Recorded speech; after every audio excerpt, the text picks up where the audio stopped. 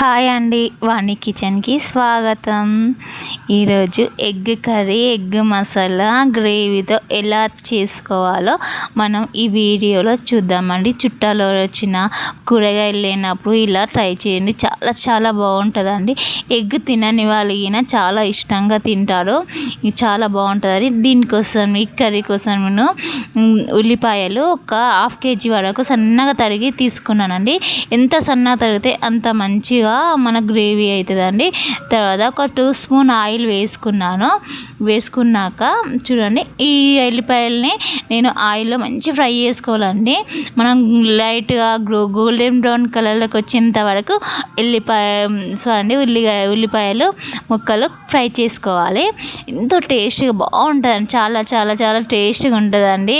ఈ పిల్లలు అయితే ఎంతో ఇష్టంగా తింటారు. మళ్ళీ ఎగ్ అనేది ఎగ్ ఉంటుందండి, చాలా బాగుంటుంది. చూడండి, నేను ఫ్రై చేస్తున్నాను. మూత పెట్టి కొద్దిసేపు స్లిమ్లో ఉంచండి, మంచిగా ఫ్రై అవ్వాలి. ఎగ్స్ అనేది మంచిగా కుక్ అవ్వాలండి. మంచిగా ఫ్రై అయ్యాక కొంచెం సాల్ట్ వీలుంటే సాల్ట్ వేసుకొని ఇంకోసేపు పెట్టండి. చూడండి, కలుపుతున్నాను. ఒక 20% వరకు అయితే ఫ్రై అయినాయి, ఇంకా ఫ్రై అవ్వాలండి. చూడండి, చిన్న ముక్కలు కట్ చేసుకున్నానండి. మీకు వీలైతే ఇంకా చిన్న ముక్కలుగా కట్ చేసుకోండి, చాలా ఈజీగా అయిపోతుందండి. ఈ రెసిపీ చాలా బాగుంటుంది, అందరికి నచ్చుతుంది. పిల్లలకి పెద్దలకు నచ్చే రెసిపీ అండి. మళ్ళీ ఇంకోసేపు పెట్టుకున్నాను. చూడండి, ఇంకా వేగిపోయినాయి, ఒక 60% వరకు అయితే వేగినాయి.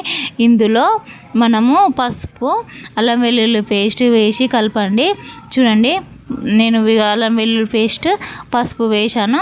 మంచిగా దగ్గరికి కావాలండి, మారనివ్వదు. తర్వాత మీ టేస్ట్కి సరిపడా కారం అండి, నేను అదే 2 స్పూన్ వేసుకుంటున్నాను. కారం ఎక్కువ ఉంటే కొంచెం తక్కువ వేసుకొని, తర్వాత ధనియాల పౌడర్, తర్వాత గరం మసాలా వేసుకొని మంచి కలపండి. చికెన్ మసాలా కానీ గరం మసాలా కానీ ఏదో ఒకటి వేసి కలపండి. కొన్ని వాటర్ పోస్తున్నా, కొన్ని పోస్తున్నాండి, ఎక్కువ పోసలేను నేను. మీ ఇష్టం, వాటర్ పోయకపోవడం అనేది మీ ఇష్టం. ఎందుకంటే మనం ఎగ్స్ వేసినప్పుడు అడుగంటకుండా ఉంటుంది, అందుకే వాటర్ వేసాను. చూడండి, ఎగ్ అనేది మనం ఏ ఎగ్కి ఆ ఎగ్ ఉండాలండి. చూడండి, సపరేట్ వేయాలి. కొన్ని ఎండాకాలం కదండి, కొన్ని ఎగ్స్ అనేది ఇచ్చుకుపోయినట్టు అయిపోయినాయి. ఎగ్ అనేది ఇప్పుడు లోపల నీళ్ళకి గట్టిగా ఉండాలని ఇచ్చుకపోవద్దు, అప్పుడైతే మన కర్రీ అనేది పర్ఫెక్ట్గా వస్తుంది. నాకేమో ఒక ఎగ్ ఇచ్చుకోయింది, ఒక ఎగ్ మంచిగా ఉంది, అలా వచ్చేసింది. కానీ పర్వాలేదండి, ఇలాగైనా బాగుంటుంది కర్రీ. చూడండి, ఎగ్స్ అనేది ఒకదానికొకటి ఆనకుండా వేసేయండి. సపరేట్ అక్కడొకటి వేసేయాలి, వేసి కలపొద్దండి. ఇదే మెయిన్ పాయింట్. మనం కర్రీకి కలపకుండా మూత పెట్టి పక్కకు ఉంచండి. చూడండి, కొద్దిసేపు తీసి మంచి ఎగ్ పైన బాయిల్ అయ్యాక రివర్స్ వేసుకోండి. తిరమర వేసుకొని మనం అన్నం ఉడికాక ఇలా దమ్కి ఇలా వేస్తాం, తిరమర అలా వేసుకోండి. చూడండి, నేను రివర్స్ వేస్తున్నాను.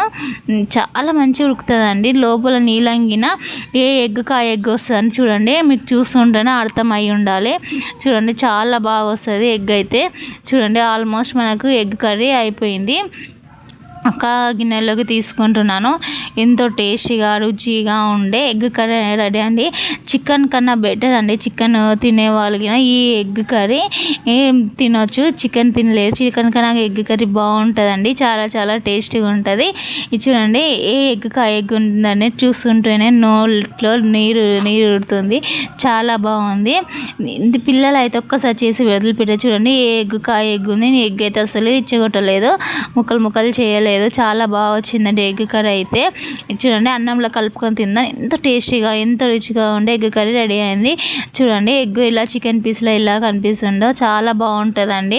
ఒక్కసారి మీరు ఇలా చేసి చూడండి, చాలా టేస్టీగా ఎమ్మిగా ఉంటుందండి ఎగ్ కర్రీ, ఎంతో రుచిగా ఉంటుందండి.